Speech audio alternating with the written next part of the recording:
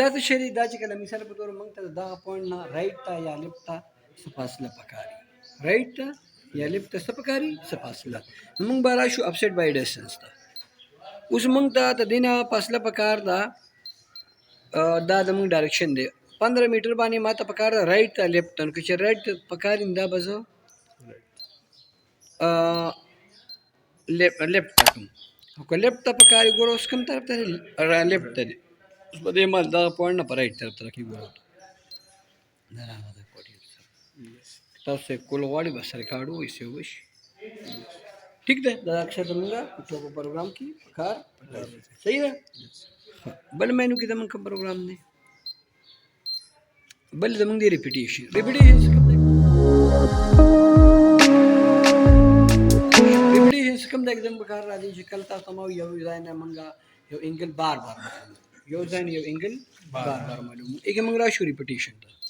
ٹھیک ہے ریپیټیشن ته رالو اونبه پوینټ وټاره کو ماشینو کې موږ ته وی ټیک بیک سایډ سو موږ ګوردا 0 موږ اوکے پریس بیا وی لکه ټیک دغه نه پاسه شي فور سایډ موږ بیا اوکے پریس کوو ګور ریپیټیشن ته ګور ون ځلو یو ځلو شو کوو شو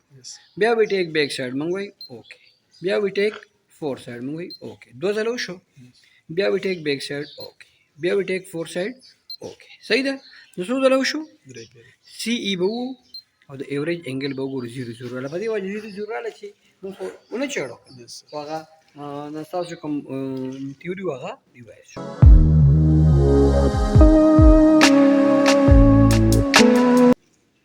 بل موږ سره ام ال ام موږ کوم ځای کې به کار کوو اکثر تاسو مای د موږ سره ټرانزیکشن موږ په دې باندې کوو دا موږ ټارګټ کو سټاپ موږ لومبه په دې باندې لکه مثال موږ دا بنچمارک راکړی دا بنچمارک لیول موږ سره 100 اوس په دې موږ په دغه ځای باندې شروع کوو په کومه طریقه باندې وکړو مې به ابزرویشن بیا به ام ال ام اس ایچ وی څه شو او تاسو چرته دا پریس موړی او ټارګټ کوي نو الته به صرف سو وي ام ال ام لکه دې ما یو ځای ته وړو الته مې ټارګټ کو مثال ګوره لګ مې دغه نه رائټ تک او لګ مې 12 کو ٹھیک ده او ام ال ام وګوره خدای ما ته خي چې ته د 3 ملي اخوا لري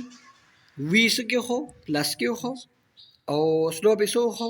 5 ملي ولې ما به ځای کنه اوس بل دغه سو مو سو لکه مثال کراس سیکشن تاسو کوي په سنټر باندې تاسو کې خو نالته به مو وي مو فرست ابزرویشن یوډم بي پوینټ کې من دغه ځای 0 کو زوم چی اس دغه نه پاتې ام ال ام